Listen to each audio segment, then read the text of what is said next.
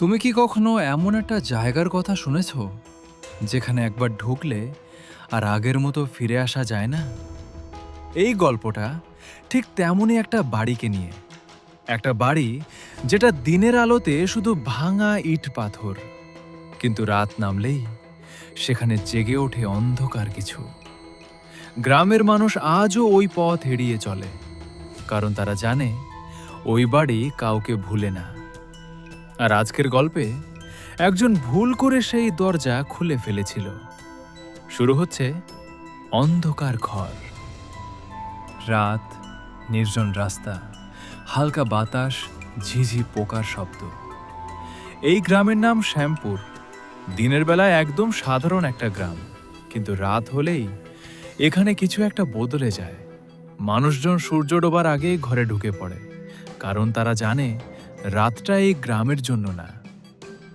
রাহুল হাঁটছে, হাতে টর্চ। আজ অনেক দেরি হয়ে গেল, শর্টকাট দিয়ে যেতে হবে। হঠাৎ তার সামনে একটা পুরনো ভাঙা বাড়ি দেখা যায়। এই বাড়িটা বহু বছর ধরে ফাঁকা পড়ে আছে। কেউ এখানে থাকে না, থাকতে চায়ও না। গ্রামের সবাই বলে এই বাড়িতে কেউ একবার ঢুকলে আগের মতো আর ফিরে আসে না। এত ভয় পায় সবাই। দেখি তো আসলে কি আছে। হাওয়ার শব্দ বাড়ে, দরজা আস্তে আস্তে খুলে যায়। দরজা কোড় করে খোলা। কে কে আছে ভিতরে?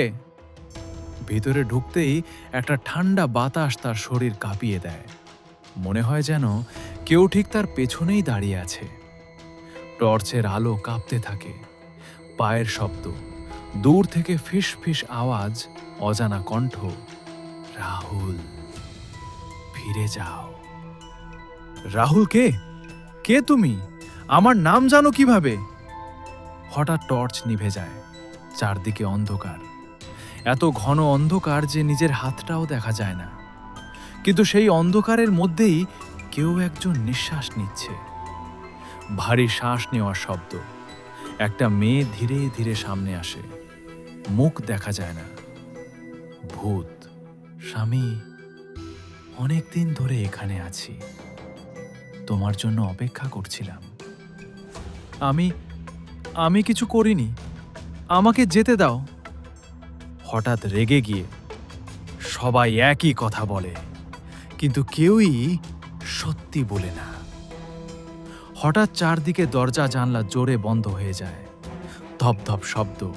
রাহুল দৌড়াতে চায়, কিন্তু তার পা যেন জমে গেছে, সে নড়তেও পারছে না। ভূত, এখন তুমি এখানেই থাকবে। হঠাৎ সব শান্ত হয়ে যায়। পরদিন সকালে গ্রামের কিছু লোক ওই বাড়ির সামনে রাহুলকে পড়ে থাকতে দেখে। তার চোখ খোলা, কিন্তু সে কিছুই